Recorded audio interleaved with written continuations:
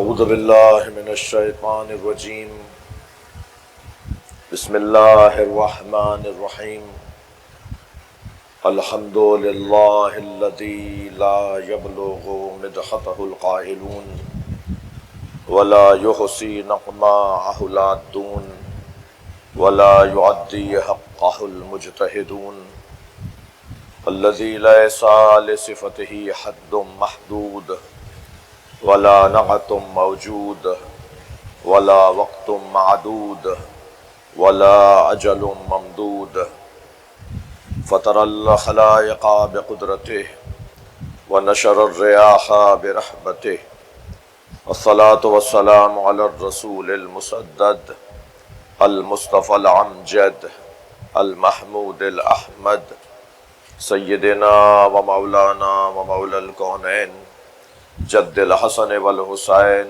عانی ابو القاسم محمد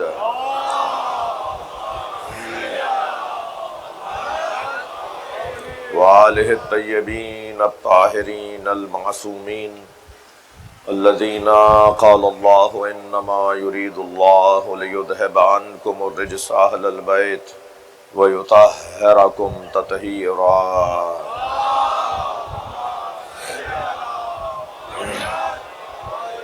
وَلَعْنَةُ اللَّهِ عَلَىٰ أَعْدَائِهِمْ أَجْمَعِينَ مِنْ يَوْمِ عَدَاوَتِهِمْ إِلَىٰ قِيَامِ يَوْمِ الدِّينِ أَمَّا بَعْدُ قَالَ الْحَكِيمُ فِي قُرْآنِ الْكَرِيمِ بسم اللَّهِ الرَّحْمَٰنِ الرَّحِيمِ يَوْمَ نَدْعُو كُلَّ أُنَاسٍ بِإِمَامِهِمْ فَمَنْ أُوتِيَ كِتَابَهُ بِيَمِينِهِ فَأُولَٰئِكَ يَقْرَءُونَ كِتَابَهُمْ وَلَا يَظْلَمُونَ فَتِيلًا ومن كان في هذه أعمى وهو في الآخرة أعمى وأضل سبيلا صلوات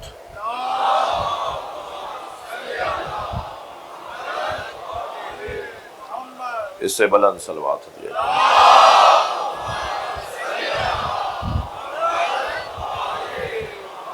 اس سے بھی بلند ممکن ہے اللہم صل علی سورہ مبارکہ اسراء کی 2 آیات ایک مرتبہ پھر آپ کے سامنے پڑھی گئیں۔ یوم ندعو کل اناس بامامہم، اس دن ہر شخص کو اپنے امام کے ساتھ پکارا جائے گا۔ کئی پکاریں لگیں گی وہاں، کئی آوازیں لگیں گی وہاں، فرعونی آ جائیں، نمرودی آ جائیں، حامانی آ جائیں، شدادی آ جائیں، سفیانی آ جائیں، مروانی آ جائیں، حسینی آ جائیں، حیدری آ جائیں، یہ آوازیں لگیں گی۔ یوم ندعو کل اناس بامامہم، ہر شخص کو اس کے پیشوا کے ساتھ، اس کے امام کے ساتھ آواز دی جائے گی۔ فمن اوتی کتابہ بیمینہ، اور جب یہ جمع ہو جائیں گے تو پھر ایک اور منظر بنے گا، جن کے سیدھے ہاتھ میں نامہ عمل دیا جائے گا تو وہ اپنے نامہ عمل کھول کر پڑھیں گے۔ کوئی 80 سال کا، کوئی 90 سال کا، کوئی 110 سال کا، مختلف عمروں کے لوگ اپنا ایک ایک لمحہ اس میں دیکھیں گے، ایک ایک لمحہ۔ فمن اوتی کتابہ بیمینہ فاولئک یقرؤون کتابہم، پڑھے گا وہ بھی جسے پڑھنا نہیں آتا تھا، جسے لکھنا نہیں آتا تھا وہ بھی پڑھے گا۔ یہ جگہ کوئی اور جگہ ہے، یہاں اب اللہ کا حکم چلے گا، یہاں اب ارادہ پروردگار چلے گا، یہاں ارادہ تکوینی چلے گا، یہاں دعوت تکوینی چلے گی۔ قبر میں فرشتے پوچھیں گے من ربک، فرشتوں کو انہی کی زبان میں جواب دیا جائے گا۔ یہ کیسے ممکن ہے کہ جس نے کبھی زندگی بھر عربی نہ پڑھی ہو وہ عربی میں جواب دے گا؟ اصل میں سمجھنے کی ضرورت ہے۔ زبان بیان کو کہتے ہیں، اور بیان لغت کا محتاج نہیں ہے. یہ میں جو بول رہا ہوں بعض اوقات بولنے سے جتنی الجھن بڑھتی ہے، بعض اوقات بولنے سے جتنی الجھن بڑھتی ہے اتنی خاموش رہنے سے وضاحت بڑھتی ہے. ہمیشہ الفاظ کا استعمال. صلوات پڑھ لیں ذرا محمد و آل محمد. جی بخار بھائی آگے آ جائیں تھوڑا سا.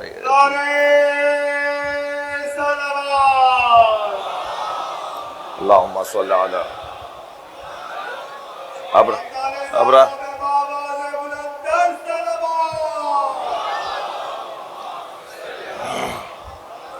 اور بلند صلوات.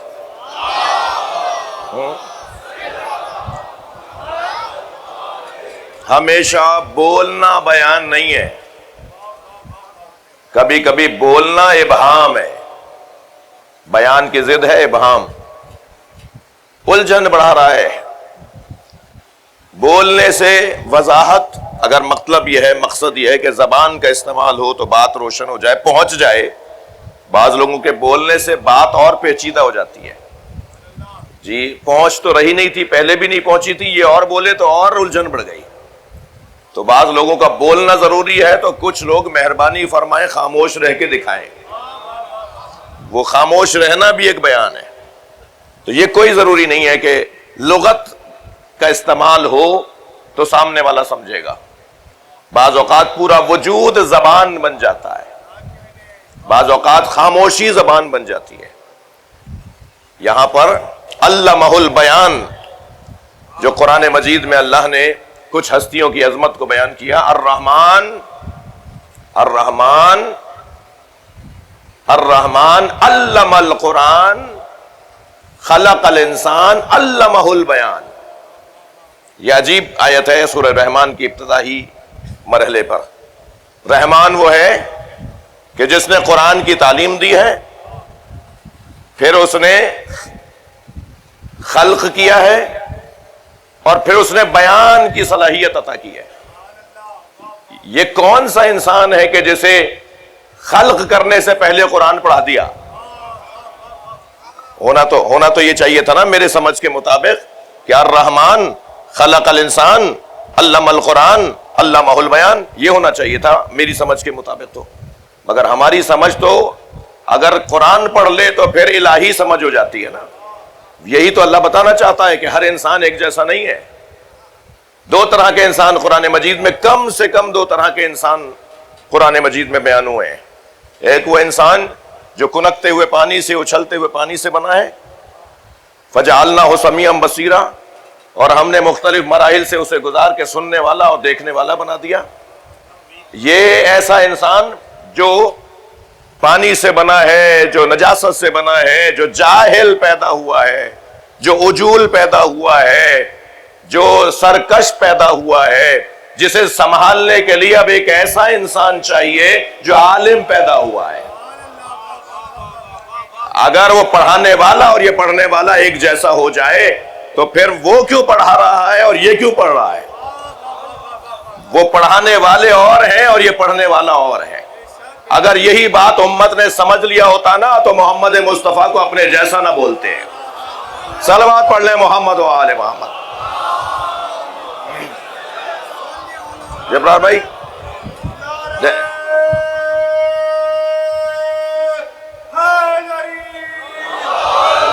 دو طرح کے انسان. وہ انسان اور ہے الرحمن خلق الانسان علم القرآن.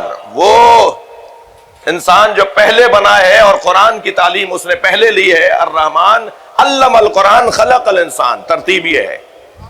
رحمان جس نے قرآن پڑھایا اور پھر انسان کو خلق کیا.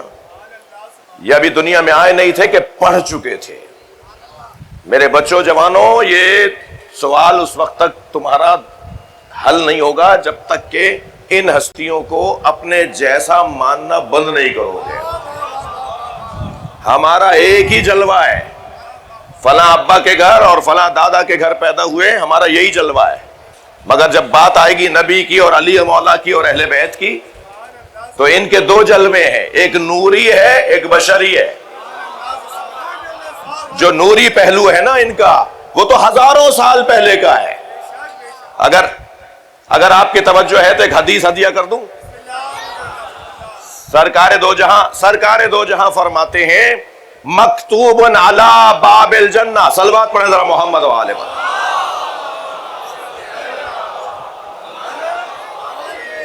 حدیث ہدیہ کر رہا ہوں آپ کو، حدیث ہدیہ کر رہا ہوں۔ مکتوباً، سرکار کا فرمان، مکتوب علی باب الجنہ لا الہ الا اللہ محمد الرسول اللہ علی اخو رسول اللہ۔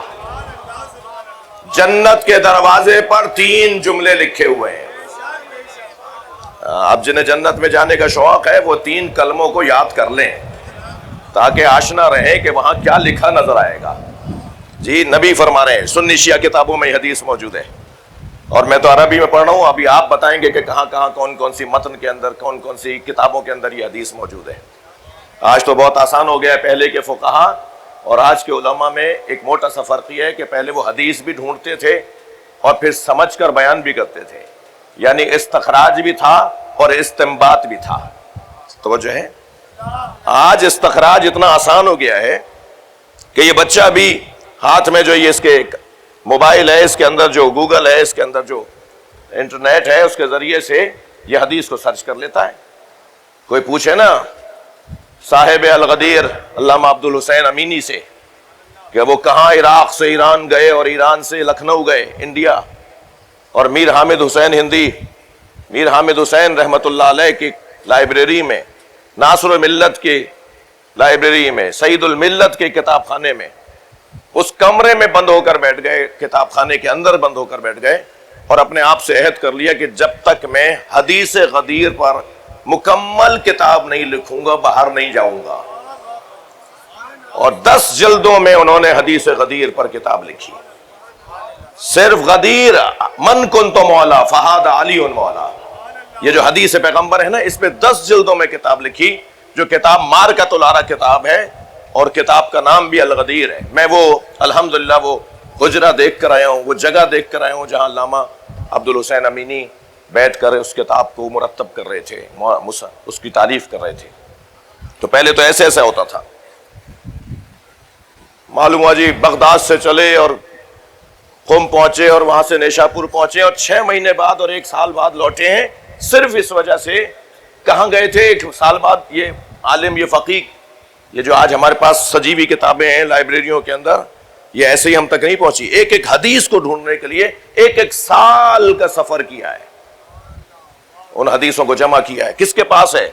امام رضا نیشاپور سے گزرے تھے، وہاں حضرت نے 2 جملے ارشاد فرمائے تھے، وہاں مولا نے 2 لوگوں سے ملاقات کی تھی، وہاں مولا نے 2 جگہ اجتماع سے خطاب کیا تھا، وہ وہاں پر لکھنے والوں نے لکھ کر اپنے گھروں میں رکھی ہوئی ہے۔ وہ حدیث لے کر آنی ہے جس نے خود امام سے سن کر لکھی ہے، اس حدیث کو لے کر آنا اور پھر لا کر ایک جگہ ایسی حدیثوں کو جمع کر کے وسائل الشیعہ بنا دینا، بہار الانوار بنا دینا، الغدیر بنا دینا، اثبات الہدات بنا دینا، جی دمت الثاقبہ بنا دینا۔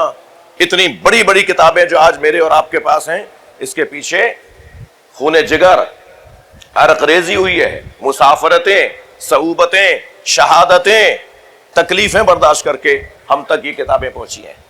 تکلیف ہوتی ہے، افسوس ہوتا ہے اور دکھ ہوتا ہے اور رحم آتا ہے ایسے لوگوں پر جو فقہا کے بارے میں نامناسب جملے کہہ رہے ہوتے ہیں کہ تمہیں کیا پتا کہ یہ مذہب، یہ دین تم تک کتنی مشکل کے ساتھ پہنچا ہے، کتنی صعوبتوں کے بعد یہ پیغامات ہم تک پہنچے، اور ایک یہ چھٹاک بھر کی زبان جو ہے وہ ہلا دیتا ہے اور جو اس کے منہ میں آتا ہے وہ کہہ دیتا ہے۔ اللہ ایسے لوگوں کو ہدایت عطا فرمائے، بلند صلوات عطیہ کریں۔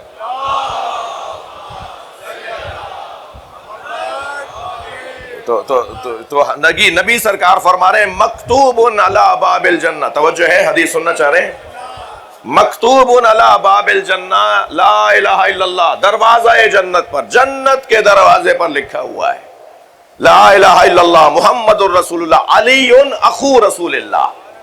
یہ 2-3 جملے تو سمجھ میں آ گئے، روشن ہے، سبھی ہم پڑھتے روزانہ، مگر اس کے بعد والا جملہ سنیں، حضرت فرماتے ہیں قبل ان یخلق اللہ بے الف سنہ. یہ جو تحریر لکھی ہے نا، یہ آسمانوں اور زمین کی خلقت سے 20 لاکھ سال پہلے لکھی گئی تھی. 2000 کو 1000 سے ضرب دیجئے، الف سنہ. 2000 کو 1000 سے ضرب دیجئے، 1000 کو 2000 سے ضرب دیجئے، 20 لاکھ بنتے ہیں. سرکار فرمانے 20 لاکھ سال پہلے، 2 ملین سال پہلے. صلوات پڑھے گا محمد و آل محمد.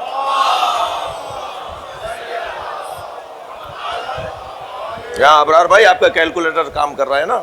2000 کو 1000 سے ضرب دیجئے، 20 لاکھ. صلوات پڑھنے ذرا محمد و آل محمد. اتنا یہ اب کیسے سمجھیں گے اس بات کو؟ یہ تو 13 رجب کو ڈھونڈ رہا ہے مولا علی کو، اور اس میں بھی بحث کر رہا ہے کہ کعبے میں آئے یا نہیں آئے. ارے کعبے میں آنے سے کعبے کی عزت بڑی ہے.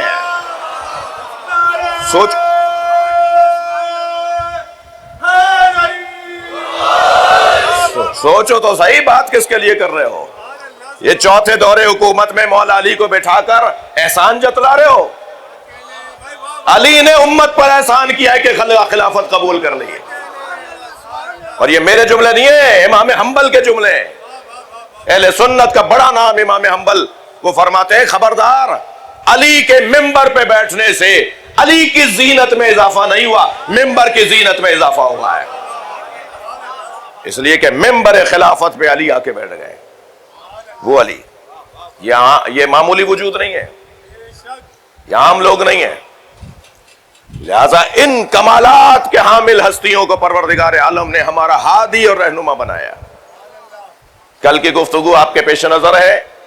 جو دوست موجود تھے ان کے لیے صرف ایک جملہ کہہ کے آگے بڑھا ہوں، اور وہ یہ کہ یہ طے ہے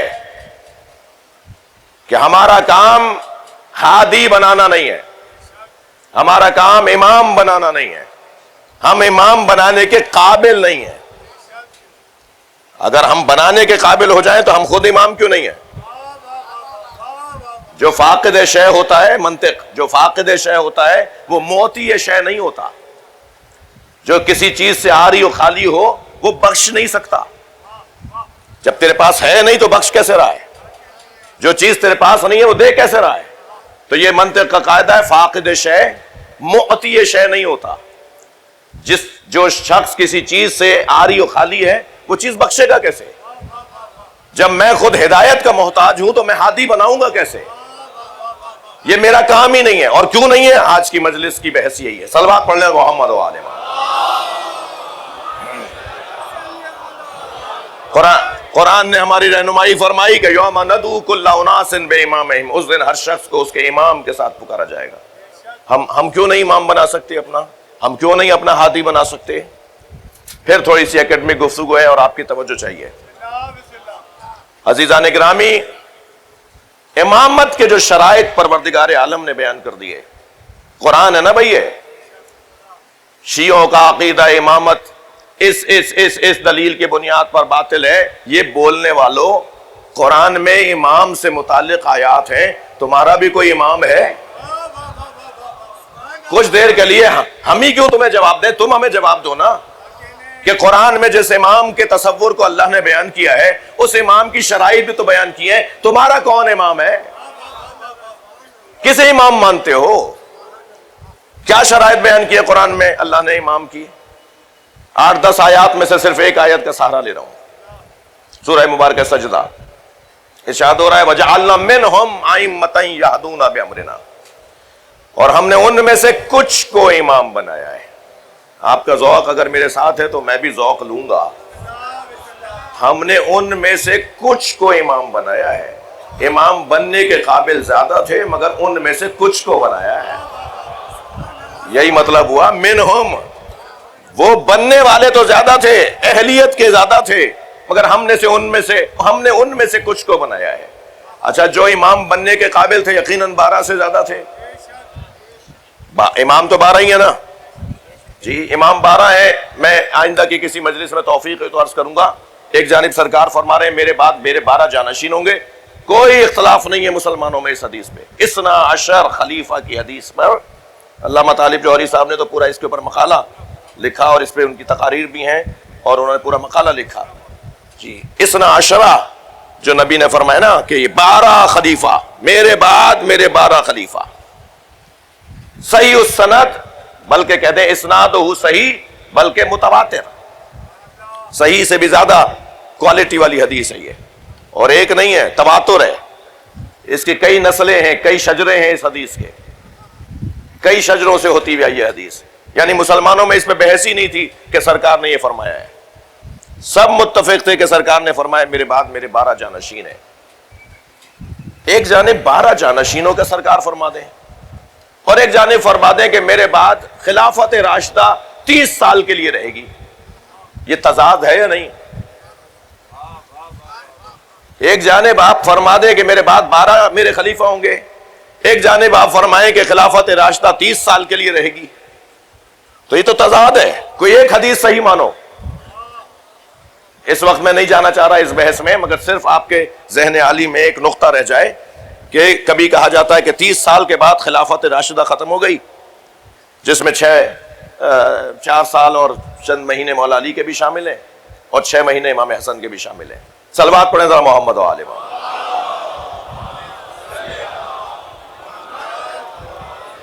آپ کی صلوات بتا رہی ہے کہ آپ تھوڑے سے خستہ ہو رہے ہیں.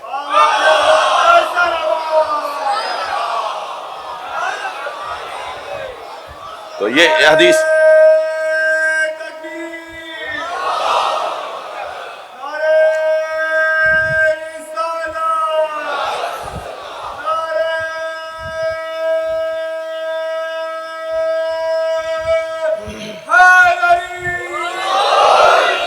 جی یہ ایک بحث ایک طرف رہے، مگر سرکار نے فرمایا میرے بعد میرے 12 جانشین ہو گئے. تو بھائی وہ 12 جانشین جب نبی کہہ گئے ہیں تو پھر آپ بھی 12 کو مانتے ہیں، ہم بھی کو. تو آپ کے ہاں جو امام ہیں 12، ان کی شرائط کیا ہیں، ان کی نشانی کیا ہے؟ کوئی بھی کھڑا ہو کے کہہ دے میں امام ہوں تمہارا، کوئی بھی دعویٰ کر لے. کوئی شرائط ہے؟ قرآن نے شرائط بیان کی ہیں. سب سے زیادہ حساس، اللہ کے کلام میں سب سے زیادہ حساسیت 2 موضوعوں پہ رہی ہے، یا عقیدہ توحید پر یا عقیدہ ولایت پر. جی اللہ کی توحید کا تحفظ بھی ولایت کے ذریعے ہے، اللہ کی توحید کی بقا بھی ولایت کے ذریعے سے ہے. یہ جو اللہ کی توحید کی بقا ولایت کے ذریعے سے ہے، یہ اسی طرح تو یہی تو امام رضا نے فرمایا تھا کلمۃ لا الہ الا اللہ حسنی. اللہ یہ کہہ رہا ہے کہ لا الہ الا اللہ توحید، عقیدہ توحید مجھ اللہ کا قلعہ ہے. فمن دخل حسنی، جو اس قلعے میں داخل ہو گیا، امن عذابی، وہ میرے عذاب سے محفوظ ہو گیا. یہ کہہ کر میرے مولا نے ایک لمحے کا سانس لیا، ایک لمحے کا توقع فرمایا، پھر محمل کا پردہ ہٹایا اور فرمایا ولیکن بشروطہا، مگر یہ لا الہ الا اللہ کا قلعہ، اللہ کی توحید کا قلعہ اسے امن دے گا، اسے عذاب سے بچائے گا جو اس کی شرائط کو پورا کرے گا. اور اپنے سینے پہ ہاتھ رکھ کے فرمایا انا من شروطہا، اور میں 8ویں شرط ہوں. صلوات پڑھیں محمد و آل محمد.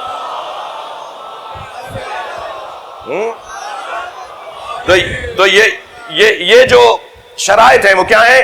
وَجَعَلْنَا مِنْهُمْ أَئِمَّةً يَهْدُونَ بِأَمْرِنَا، ہم نے ان میں سے کچھ کو امام بنایا ہے. آپ کو ایک ہدیہ کرنے جا رہا ہوں. کچھ کو، بننے والے 12 سے زیادہ تھے، بنایا 12 کو. جن میں سے اللہ نے 12 کو امام بنایا ہے، ان میں سے ایک کا نام عباس، مولا عباس ان میں سے ایک ہے جن میں سے اللہ نے امام بنائے ہیں. اور اس پر استاد قمر جلالوی کے 2 مصرے تو دلیل ہے نا.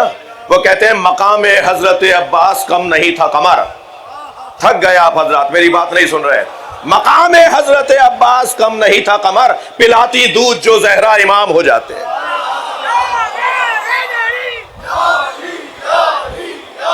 بھائی ان میں سے کچھ کو امام، اب جنہیں امام بنایا ہے ان کی شرائط پروردگار عالم نے کم سے کم 3 شرطیں بیان کی ہیں. سب سے پہلی شرط یہدون بامرنا، وہ ہمارے امر کی ہدایت کریں گے، وہ ہم سے لے کر تمہیں دیں گے، وہ ہم سے پوچھ کر، مجھ اللہ سے پوچھ کر، مجھ اللہ سے حکم لے کر تم تک پہنچائیں گے. کتنی بڑی بات ہے یہ. وہ جو کہہ دیں ہمیں ماننا پڑے گا، اللہ نے کہا ہے یہدون بامرنا، وہ جو کہہ دیں ایسا کرو ماننا پڑے گا، اللہ نے کہا ہے۔ ہم تو حق ہی نہیں رکھتے کہ انہیں چیلنج کریں کہ یہ آپ نے اللہ سے پوچھا ہے، یہی کہا ہے اللہ نے، یا آپ نے کوئی لفظ اپنی طرف سے پڑھا تو نہیں دیا۔ وما ينطق عن الهوى ان هو الا وحی یوحی، نبی مکرم کے لیے نازل ہوا ہے، مگر جس کے لیے نبی نے کہہ دیا لحموں کا لحمی، دموں کا دمی، سلموں کا سلمی، حربوں کا حربی۔ صلوات پڑھیں محمد و آلہ، وہ بھی تو ہے، وہ بھی تو وما ينطق عن الهوى وان هو الا وحی یوحی کا مصداق ہے جی۔ اب ہمیں کیسے پتا؟ ہماری ضرورت ہی نہیں ہے، ہمارا کام ہی نہیں ہے کہ ہم ان سے یہ پتا کریں کہ اللہ نے آپ کو اتنا ہی کہا تھا۔ شدید ناراض ہوئے سرکار جب کسی نے حضرت سے کہا، حضرت نے فرمایا فاکتب ما اقول، لکھ لیا کرو جو میں کہتا ہوں۔ تو اس نے کہا افر رضا والغضب، حضرت نے فرمایا جو میں کہا کروں وہ لکھ لیا کرو۔ تو کہنے لگا افر رضا والغضب، جو آپ اچھے ماحول میں خوشی کے ساتھ، خندہ پیشانی کے ساتھ اور بہت ہی اچھے مزاج کے ساتھ فرما رہے ہیں وہ بھی لکھ لوں، اور جہاں آپ کو غصہ آ رہا ہو وہ بھی لکھ لوں۔ تو حضرت کو اس پہ غصہ آ گیا۔ حضرت نے فرمایا ما اقول الا حق، میں کچھ نہیں بولتا ہوں تو حق بولتا ہوں۔ تم یہ کیسے سوچ، تمہیں یہ کس نے اختیار دیا کہ تم یہ سوچو کہ میں یہاں آپ کیا بول رہا ہوں اور میں کیا بول رہا ہوں؟ یہی تو وہ منزل بیان ہے جہاں میں اپنے دوستوں کو توجہ دلا رہا ہوں۔ نبی 40 سال کے بعد نبی نہیں ہوئے، نبی ہمیشہ سے نبی تھے۔ نبی اس وقت بھی نبی تھے جب ہمارے ابا دادا حضرت آدم نہیں تھے۔ مجھے حق نہیں ہے کہ میں، نہیں صاحب وہ حضرت خدیجہ تو کیونکہ اعلان نبوت سے پہلے کی زوجہ تھیں، اس لیے فضیلت تو ان کی بنتی ہے جو اعلان نبوت کے بعد کی زوجائیں ہیں۔ افسوس۔ صلوات پڑھ لیں محمد و آل محمد۔ ایک اور بلند صلوات پڑھ لیں۔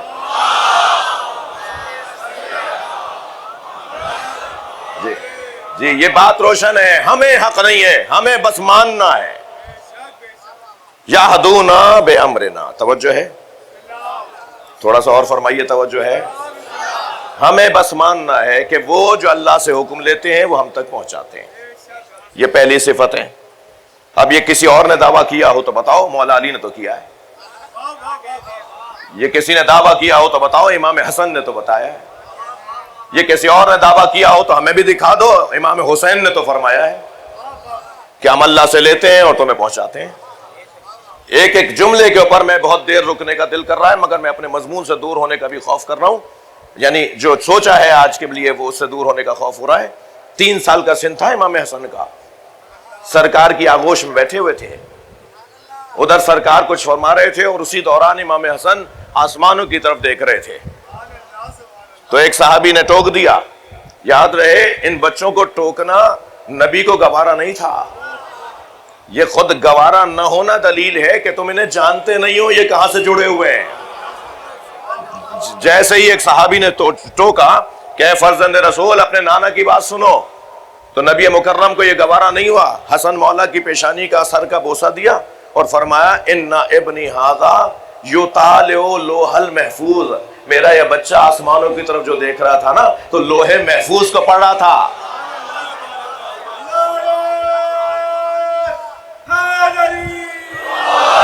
اب بھائی جس کی جو یہاں تک تو میں نے بھی پڑھا، لیکن جس کی جو محنت ہونا اسی کے نام سے بیان کرنا چاہیے۔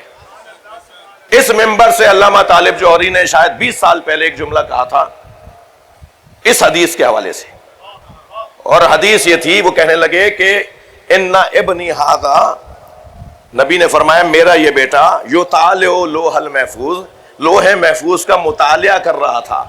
وہ فرماتے ہیں، مولانا مرحوم فرما رہے تھے علامہ صاحب، کہ انہوں نے کہیں یہ متن بھی دیکھا ہے کہ سرکار نے فرمایا ان ابنی ھذا یلاحظ لوح المحفوظ، میرا یہ بیٹا، یطالع نہیں یلاحظ، میرا یہ بیٹا حسن لوح محفوظ کا ملاحظہ کر رہا تھا۔ کیا فرق ہے یطالع اور یلاحظ میں؟ کیا فرق ہے مطالعے میں اور ملاحظے میں؟ پھر جوہری صاحب نے کہا اگر مطالعے اور ملاحظے کا فرق روشن ہو جائے نا تو سمجھ میں آ جائے گا کہ امام کی حیثیت، منزلت، کیفیت، فضیلت کس درجے کی ہے۔ تشریف فرمائے شخصیات، میں اپنی کتاب دوں جناب وقار مہدی صاحب کو کہ ذرا اس کا مطالعہ کیجئے گا۔ یہ جملہ بتائے گا کہ میں اپنی کوئی ایسی چیز پر خود پسندی کا شکار ہوں یا خود اعتمادی کا شکار ہوں کہ میں نے کوئی نئی بات لکھی ہے۔ وقار بھائی کے علم میں اضافہ ہوگا۔ عباس بھائی اگر میں یہ کہوں کہ میری کتاب کا مطالعہ کیجئے گا تو مطالعے کے جملے میں اشارہ ہے کہ میں زیادہ جانتا ہوں، ایسا ہی ہے۔ اور اگر میں کہوں کہ میری کتاب کو ملاحظہ کیجئے گا، بڑی عنایت، بہت شکریہ، آپ کی توجہ ہے۔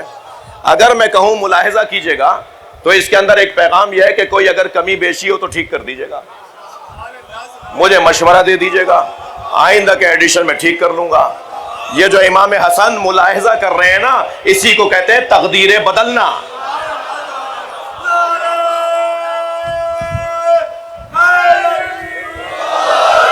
یہ وہ ہستیاں ہیں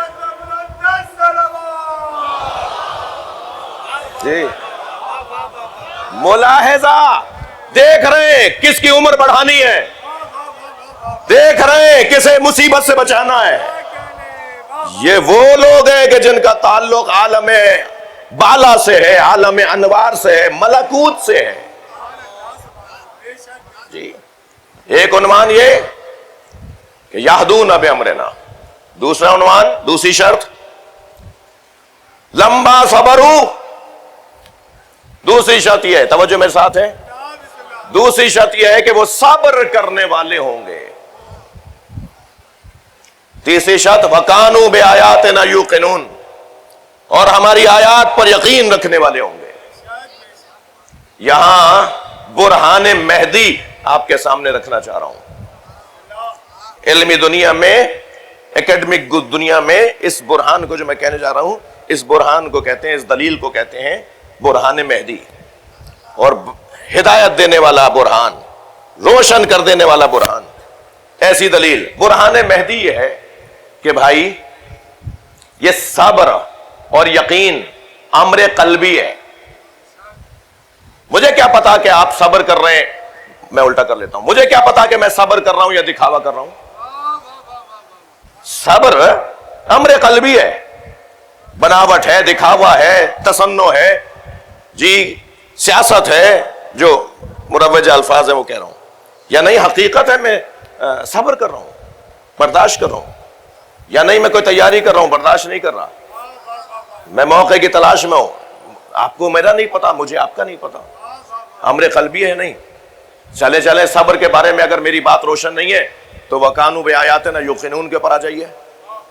کانوا بآیاتنا یوقنون کے اندر اللہ یہ کہہ رہا ہے کہ وہ میری آیات پر، ہماری آیات پر یقین کامل رکھنے والے ہیں۔ یقین کی تو کیفیت ہے ہی قلبی، یہ تو ہے ہی قلب کا مسئلہ جی۔ جب حضرت ابراہیم نے کہا یا اللہ مردوں کو کیسے زندہ کرے گا، تو انہوں نے فرمایا کہ اللہ ان مردوں کو زندہ کیسے کرے گا، تو اللہ نے کیا کہا، اللہ نے کہا اولم تؤمن، تمہیں مجھ پر ایمان نہیں ہے؟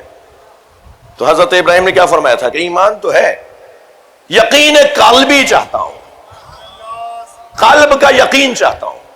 یہ جو قلبی معاملات ہیں، توجہ، جو قلبی معاملات ہیں، اب اگر امام بنانا ہے مجھے، توجہ، اور امام کی شرط تو یہ ہے کہ وہ اللہ کی آیات پر یقین رکھتا ہے، تو میں تو اس کی قلب کا حال جانتا نہیں ہوں، تو میں امام کیسے بناؤں گا؟ تو اب لازم ہے کہ امام وہ بنائے جو دلوں کے حالات کو جانتا ہو، اور یہ اگر صرف نظریہ رہ جاتا نا تو ممکن ہے کہ کوئی کہہ دیتا مجھ سے قرآن سے بات کرو، صلوات پڑھیں محمد والے، تو میں قرآن سے بات کر رہا ہوں۔ سورہ نمل آیت نمبر 67، پروردگار عالم 67ویں آیت سورہ نمل میں اللہ ارشاد فرما رہا ہے اِنَّ رَبَّكَ یعلم ما تکن صدورہم وما یعلنون۔ توجہ ہے، تمہارا رب جانتا ہے تمہارے سینوں میں کیا گزر رہا ہے، کیا چھپا رہے ہو اور کیا ظاہر کر رہے ہو۔ یہ اللہ نے بتا دیا کہ سینوں کا حال اللہ جانتا ہے۔ پھر ایک اور جگہ ارشاد فرمایا کہ ربک یعلم ما یسرون و یعلنون، یہ سورہ نحل ہے۔ تمہارا رب جانتا ہے کہ تمہارے سینے میں کیا چھپا ہوا ہے اور کیا ظاہر ہے۔ صلوات پڑھ لیں محمد و آل محمد۔ اس سے بھی بلند صلوات پڑھ لیں۔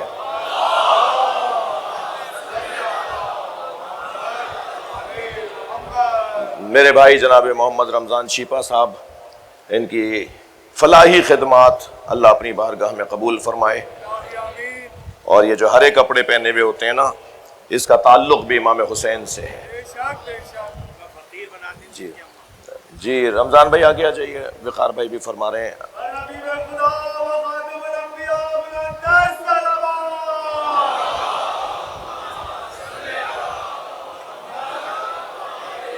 ایک اور بلند صلوات۔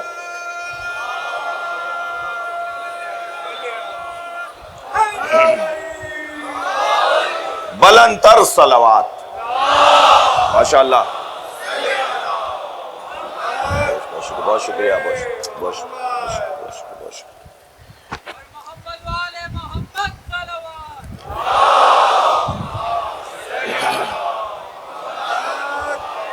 اس سے بلند صلوات پڑھ سکتے ہیں آپ۔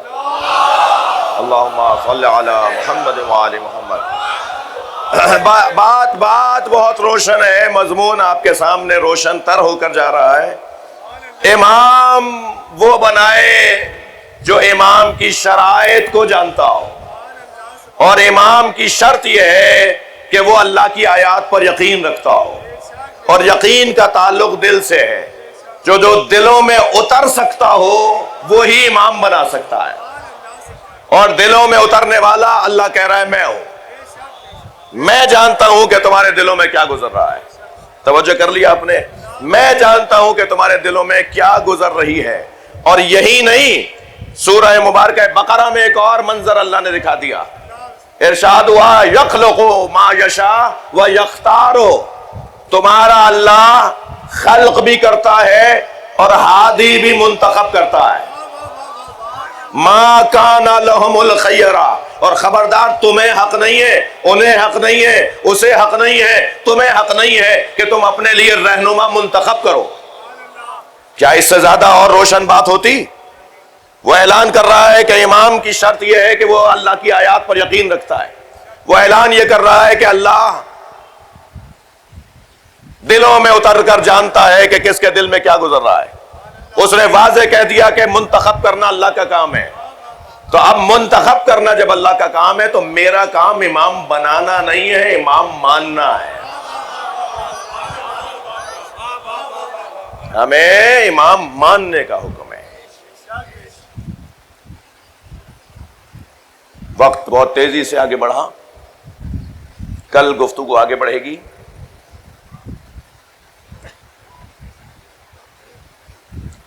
آج بچوں کا دن ہے نا، کربلا کے بچوں کا دن، اور کل رات جو بقیت اللہ ڈیفینس میں ایک ناگوار سانحہ رونما ہوا، اس پر جتنا افسوس کیا جائے کم ہے۔ ایک تیز رفتار گاڑی مجلس گاہ میں داخل ہوتی ہے۔ مجلس اس فقیر کے بیٹھنے میں ابھی پورا 1 گھنٹہ تھا۔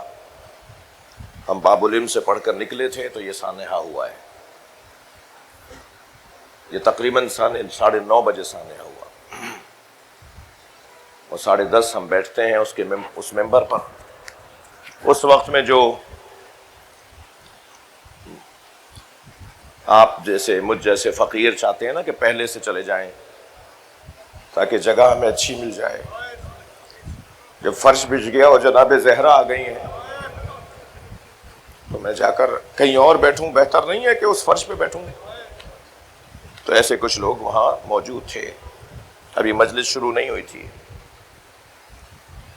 اور وہ مردوں کے حصے سے گزرتا ہوا جب خواتین کے حصے میں گیا ہے تو متعدد لوگوں کو اس نے زخمی کر دیا. اور ابھی 2-3 گھنٹے پہلے وہ سنہرا بچی جو 7 سال کی تھی وہ شہید ہو گئی ہے، جو کل رات سے وینٹ پر تھی. بہت پیاری سی بچی، نورانی شکل کی بچی، حسینی بچی. بہت بڑا سانحہ ہے، بہت بڑا پیغام ہے. کیا ہوا ہے، کیوں ہوا ہے، کیسے ہوا ہے؟ متعلقہ ادارے دیکھ رہے ہیں جن کا قصور ہے. کل سکھر میں خیرپور میں تھے سی ایم مراد علی شاہ صاحب، انہوں نے فون پہ بات کی، میں نے اپنے خدشات کا اور تحفظات کا اظہار کیا. ان کے نمائندگان بھی وہاں دفتر میں بیٹھے تھے. ٹریفک پولیس کا قصور ہے، ٹریفک کے جو اس علاقے کے ایس ایس پی ہیں ان کا قصور ہے. ان سے گزشتہ 3 دن سے کہا جا رہا تھا کہ وہ پکی جو رکاوٹیں ہوتی ہیں، ارشد بھائی کیا بولتے ہیں اسے، ہاں وہ جو سیمیٹڈ رکاوٹیں ہوتی ہیں وہ کھڑی کی جائیں، لگائی جائیں، مگر انہوں نے اس کا اثر نہیں لیا. اتنا ہی میرا بھی قصور ہے کہ میں انتظار میں کیوں رہتا ہوں کہ وہ ہمیں یہ سہولت فراہم کریں. آپ کچھ دیر کے لیے سوچئے کہ کچھ اور منظر ہوتا، یہ 1 گھنٹے بعد ہوتا. وہ تو کر گئے نا، وہ تو 1 گھنٹے بعد بھی آ سکتا تھا نا. بہت افسوسناک ہے، مگر میں کل ملاقاتوں میں تھا شخصیات کے ساتھ اور سب نے یقین دلایا ہے اور ہمیں یقین ہے کہ اصل تک، تہ تک ضرور جائیں گے. ایف آئی آر بھی جو آج کاٹی گئی ہے وہ بھی بہت مناسب ہے، اس کا متن بہت مناسب ہے. امید ہے کہ انصاف ملے گا. یہ زنیرہ بچی پوری قوم کی بچی ہے. وہ جو زخمی ہے 6-7 کی تو حالت اب بھی نازک ہے. ان سب کی شفا یابی کے لیے، اس بچی کے ماں باپ کی تسلی اور حوصلے کے لیے، شہیدہ ہے نا یہ ذکر اہل بیت میں جان سے چلی گئی نا. اور متاثرہ خانوادوں کے حوصلے کے لیے، ان کے اجر و ثواب کے لیے جتنا بلند ممکن ہے ایک صلوات ہدیہ کریں محمد و آل محمد.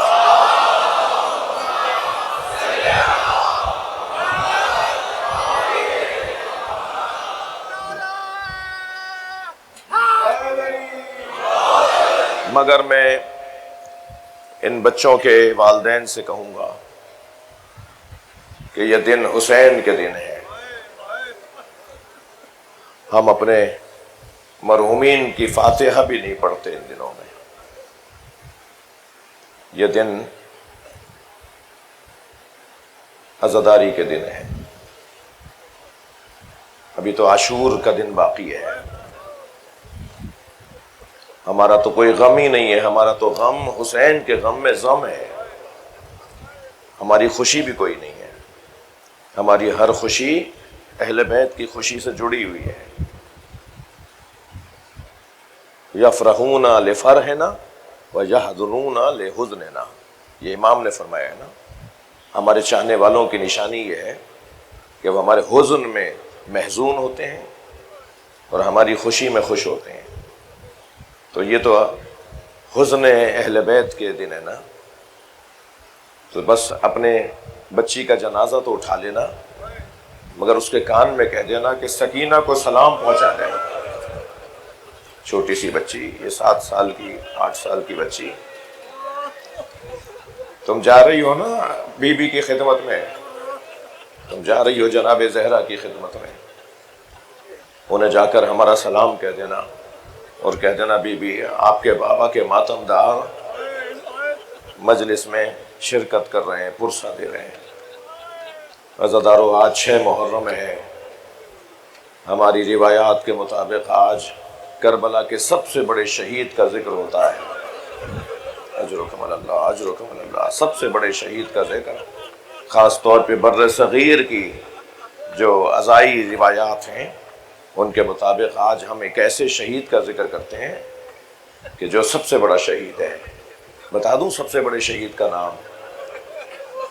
اتنا بڑا شہید ہے کہ حسین اس کا لاشا اٹھا رہے تھے تو اس کا لاشا امام حسین سے اٹھ نہیں رہا تھا. اجرکم اللہ، اجرکم اللہ. جو جہاں بیٹھا ہے وہ اپنے پرسے کا اظہار کرے گا. یہ جس شہید کا ذکر میں اب کرنے جا رہا ہوں اتنا بڑا شہید ہے کہ امام سے وہ لاشا اٹھ نہیں رہا تھا. کبھی آگے جاتے تھے کہتے تھے انا للہ، کبھی الٹے پیر واپس آتے تھے رضن بقضائہ و تسلیما لامرہ. اجرکم اللہ، اجرکم اللہ. پہنچ گئے آپ، ذہن آپ کے آ گئے کربلا میں. شب عاشور ایک ماں ہے جو جھولا جھلا رہی ہے اور جھولا جھلاتے ہوئے کہتی ہے علی اصغر تم تو گھٹنیوں بھی نہیں چل پاتے، اے میرے لال تم کل بابا پہ جان کیسے قربان کرو گے؟ امام حسین سے رہا نہیں گیا، خیمے کے اندر آ گئے اور جناب رباب اور علی اصغر کے جھولے کے قریب بیٹھ کر امام نے فرمایا رباب تیرا بچہ سب سے آگے نظر آئے گا. سب سے بڑی قربانی کربلا کے میدان میں وہ 6 مہینے والے بچے کی قربانی ہے. آپ کی آنکھوں میں آنسو آ گئے، آوازیں بھی بلند ہو گئیں. میرا دل کہہ رہا ہے اس ماں کو پہلے سلام کروں جس نے اپنے بچے کو اجلے سے کرتا پہنا کر اجلا سا کرتا پہنا کر، سفید کرتا پہنا کر، سر پہ امامہ باندھ کر، کمر میں پٹکا باندھ کر اور حسین کے ہاتھوں پہ سجا کر دیا، جسے میر انیس کہتے ہیں بنا کر شکل مجاہد کی لے چلے شبیر. بنا کر شکل مجاہد کی لے چلے شبیر، الٹ دیا علی اصغر کی آستینوں کو. مجاہد جب میدان میں اترتا ہے نا تو آستینیں الٹ دیتا ہے. بڑا جگر ہے جناب رباب کا. میرا متعدد بار ہندوستان جانا ہوا اور یہاں بھی جو سندھ کے اندر اور بعض اور علاقوں کے اندر ہندو برادری رہتی ہے، یہ مزاج یہاں پاکستان کے ہندوؤں کا بھی ہے اور ہندوستان کے ہندوؤں کا تو یہ مزاج بہت ہی مضبوط ہے. بہت ہی زیادہ وہاں ایسا ہوتا ہے کہ وہاں عاشور کے دن ہندو عورتیں اپنے دودھ پیتے بچوں کو دودھ نہیں پلاتی.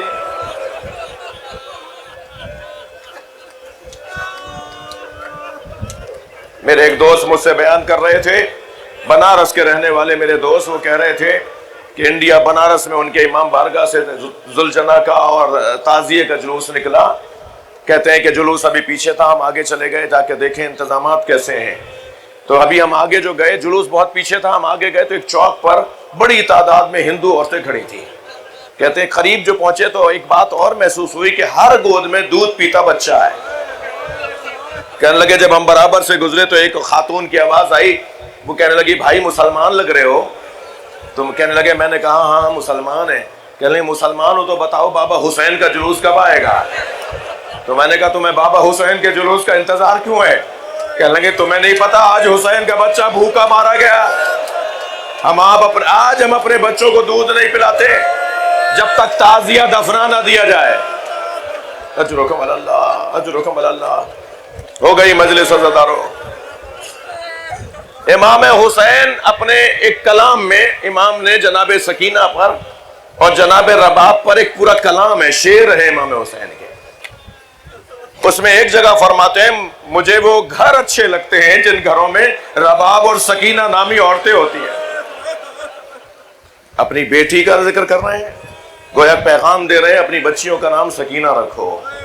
پیغام دے رہے ہیں اپنی بچیوں کا نام، اپنے گھر کی عورتوں کے نام رباب رکھو. امام حسین کی یہ جو زوجہ ہے نا جناب رباب، ان کے 2 بچے تھے. رونے والوں 2 بچے تھے، ایک سکینہ اور ایک علی اصغر. کیا جگر ہے اس بی بی کا. ایک کو امام حسین کی گود میں دے دیا، حسین پانی پلانے لے گئے، دشمن نے ایسا تیر مارا کہ اس بچے نے ہومت کر تیر اپنے گلے پر لے لیا کہ کہیں بابا کے بازو میں تیر نہ لگ جائے، اور ایک بچی کو شام کے زندان میں چھوڑ آئی. اجرکم اللہ، اجرکم اللہ.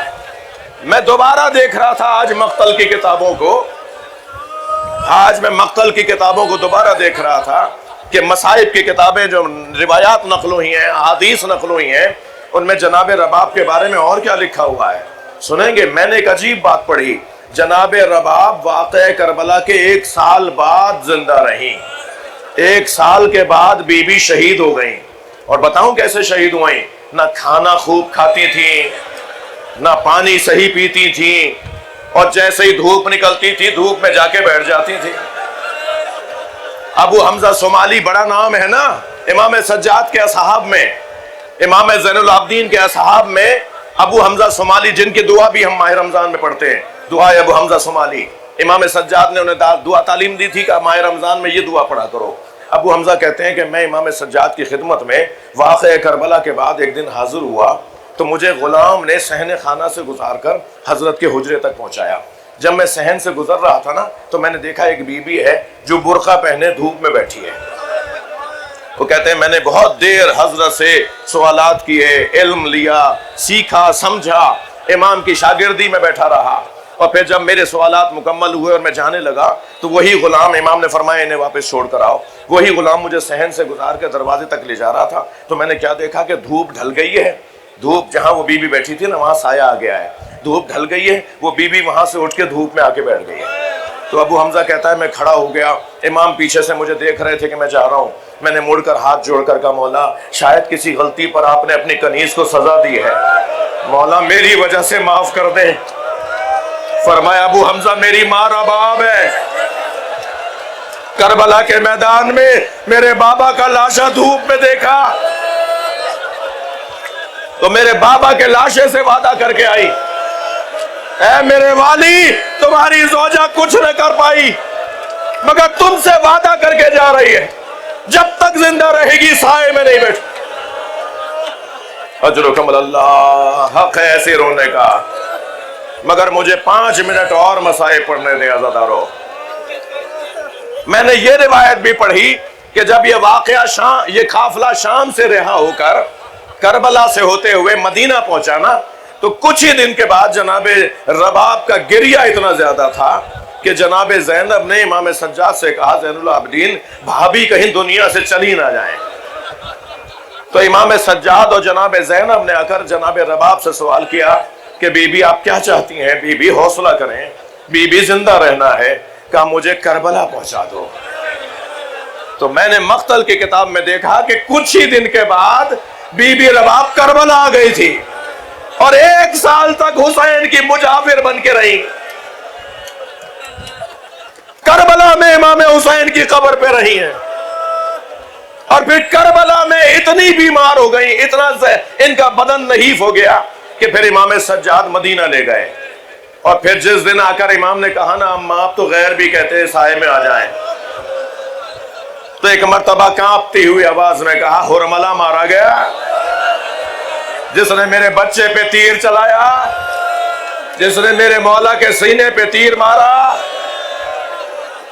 کیسے لے کر آ رہے تھے سائے کی طرف, ساری بیویاں امام سجاد کے ہمراہ جناب رباب کو سائے کی طرف لا رہی تھی. تو ایک قدم پہ سایہ پہنچا تو کربلا کی طرف رک کر کے کہا ہے میرے والی میں نے وعدہ کیا تھا, میرے وعدے کی لاج رکھنا. ابھی سائے میں قدم گیا نہیں تھا کہ منڈ کا ڈھلنا شروع ہوا, گردن گرنا شروع ہوئی, آواز آئی انا للہ, حسین کی عزادات چلی گئی. اجرکم اللہ, اجرکم اللہ. ایک منزل اور میرے ساتھ آ جائیے عزادارو. گریہ بہت ہو گیا, آپ نے ثواب لے لیا, مجلس کا ثواب آپ کو مل گیا, رونے کا ثواب آپ کو مل گیا. سنت نبی ہے نا ہونا. نبی مکرم امام حسین کی زندگی میں گود میں لے کے روتے تھے نا میرے بچے کو مارا جائے گا. اور پھر شہادت کے بعد حضرت ام سلمہ کے خواب میں آئے عاشور کے دن عصر کے وقت. یہ روایت بھی اہل سنت کی کتابوں میں. اور بی بی ام سلمہ کہتی ہیں میں نے دیکھا عاشور کا دن تھا, عصر کا وقت تھا, بی بی مدینے میں ہے, ادھر کربلا میں حسین مار دیے گئے ہیں, بی بی اپنے گھر میں مدینے میں سو رہی ہیں. ام المومنین بی بی ام سلمہ فرماتی ہیں میں سو رہی تھی, میں نے خواب دیکھا نبی کے سر پہ عمامہ نہیں ہے, بالوں میں خاک لگی ہوئی ہے, گریبان کے بٹن کھلے ہوئے ہیں, پیروں میں نالینیں نہیں ہیں, سرکار کے دوش پہ عبا نہیں ہے. اور میں نے کہا یا رسول اللہ یہ کیا حال ہے آپ کا؟ فرمایا ام سلمہ میں کربلا سے آ رہا ہوں, میرے بچے کو کربلا میں مار دیا. بی بی دوڑی ہیں اپنے حجرے سے اور بی بی اس کونے میں گئی جہاں وہ شیشی رکھی تھی. جو نبی نے شیشی میں خاک دی تھی نا اپنی زوجہ بی بی ام سلمہ کو، دوڑتی ہوئی اس کونے میں گئی اور جا کر اس شیشی کو جب نکالا تو اس شیشی میں تازہ خون ابل رہا تھا. تو واہ ویلا واہ ویلا واہ حسینہ، جناب ام سلمہ نے نوحے پڑھنا شروع کیے اور بی بی نے مدینے میں بتایا، اے مدینے والو حسین کو مار دیا گیا. آپ نے گریہ کر لیا، ہو گئی مجلس. عزادارو جناب رباب کی بات کر رہا تھا، جناب علی اصغر آپ سے مجھ سے راضی ہوں، امام حسین مجھ سے خوش ہوں. جناب رباب کم گو بی بی تھیں، بہت کم بولتی تھیں، اور کبھی تو ایسا بھی ہوتا تھا کہ اگر گھر میں کوئی بات کر رہا ہوتا تھا اور جناب رباب ایک جملہ کہہ کر خاموش ہو جاتی تھی اور وہاں ضرورت ہوتی تھی کہ مزید بات کی جائے تو امام حسین ان کی طرف سے بولتے تھے اور بولنے والوں سے کہتے تھے رباب سے زیادہ بات نہ کرو، رباب کے مزاج میں بولنا نہیں ہے. عزادارو سخت روایت سنانے جا رہا ہوں، اللہ کرے بیان کر جاؤں.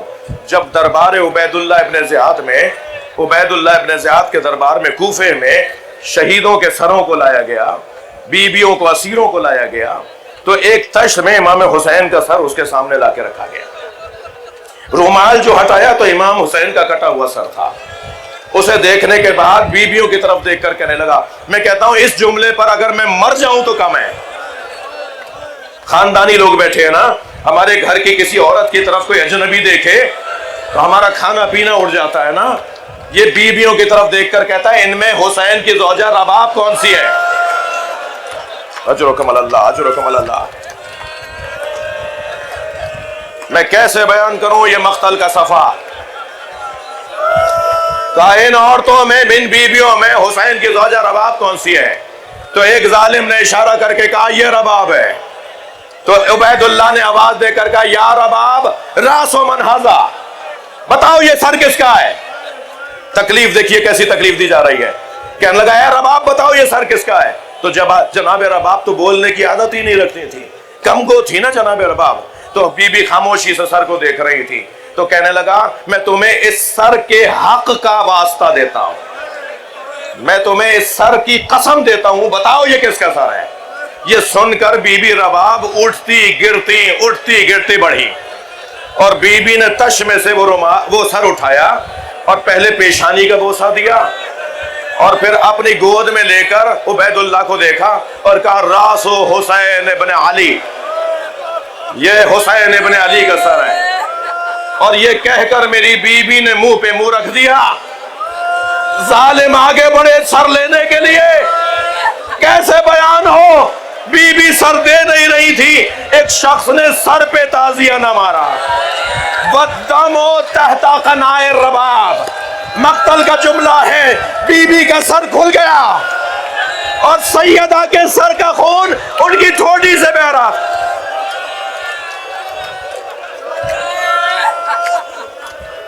اجرکم اللہ. میں نے تو ابھی مصائب نہیں پڑھے، میں کیسے بتاؤں اس کے بچے کے ساتھ کیا ہوا؟ حسین یہ کہہ کر لے گئے تھے کہ لاؤ رباب میں اسے پانی پلا لاؤں. اجرکم اللہ، اجرکم اللہ. میں بے چین ہوتا ہوا دیکھ رہا ہوں بعض لوگوں کو، مگر یقین رکھیے ابھی ہم سن کر برداشت نہیں کر پا رہے. جناب رباب نے وہ کٹا ہوا سر کیسے دیکھا، وہ چھدا ہوا گلا کیسے دیکھا. اجرکم اللہ. فرمایا رباب لاؤ میں اس بچے کو پانی پلانا ہوں. اب جتنے چھوٹے چھوٹے بچے تھے نا سب ایک دوسرے سے کہہ رہے تھے علی اصغر چھوٹا ہے نا، پہلے چھوٹے بچے کو پانی دیا جاتا ہے نا، پھر جب علی اصغر پی کے آ جائے گا تو مولا ہمیں لے جائیں گے نا. اب یہ بچے انتظار میں بیٹھے ہیں، وہ بچہ جو کچھ دیر پہلے تڑپ رہا تھا. اجرکم اللہ. تھکے نہیں. یہ 6 محرم کی مجلس ہے. کچھ مدت پہلے کی بات ہے، ایک جوان نے مجھ سے آ کے کہا مولانا میں مچھلی خرید کر لایا محرم میں اور میں نے اپنی بڑی بہن سے کہا مجھے مچھلی تل دو، تو دادی کی آواز آئی بیٹا محرم میں مچھلی نہیں کھاتے. تو میں نے دادی سے کہا دادی حلال تو حلال ہے، محرم ہو یا ربیع الاول ہو، کوئی بھی مہینہ ہو. تو دادی نے کہا ہاں تم آج کے جوان ہو نا، ہماری کہاں مانو گے، جاؤ مولانا سے پوچھ کر آ جاؤ. تو وہ جوان مجھ سے کہنے لگا مولانا مجھے دادی نے بھیجا ہے، میں آپ سے پوچھنے آیا ہوں آج 6 محرم میں مچھلی کھا لوں؟ میں نے کہا مجھے اس مسئلے کا جواب نہیں آتا، مگر تم دادی کی بات مان لو. تم دادی کی بات مان لو. کہنے لگا مولانا میں سمجھا نہیں. میں نے کہا دادی صحیح کہہ رہی ہیں, دادی کی بات مان لو. امام حسین نے جب دشمن کے سامنے علی اصغر کو اٹھایا تھا نا تو ایک جملہ کہا تھا, اما ترونا کیف یتلذا, دیکھ نہیں رہے میرا بچہ مچھلی کی طرح منہ کھول رہا ہے, مچھلی کی طرح منہ بند کر رہا ہے, یہ مچھلی کی طرح تڑپ رہا ہے, یہ کچھ دیر میں مر جائے گا. امام نے اپنے بچے کے تڑپنے کو مچھلی کے تڑپنے سے تعبیر کیا. ایک سنسناتا ہوا تیر آیا, وہ تیر علی اصغر کے گلے کو چھیدتا ہوا حسین کے بازو پہ لگا. امام نے بچے کو گودے میں لیا, چلو خون کا چلو ہاتھ میں لے کر, چلو میں خون لے کر ایک مرتبہ چہرے پہ ملا اور کہا اسی چہرے کے ساتھ نانا کے پاس جاؤں گا. حسین لاشا لے کے چلے. سامنے سے سکینہ نے دیکھا, بچوں کو آوازیں دی, بچوں آؤ, میرا بھائی پانی پی کر آیا, چلو ہمیں بھی پانی پلائیں گے. حسین نے ابا کا دامن ہٹایا, خون میں لت پت بچہ, ایک ماں نے لبوں پہ لب رکھ دیے, اے میرے لا.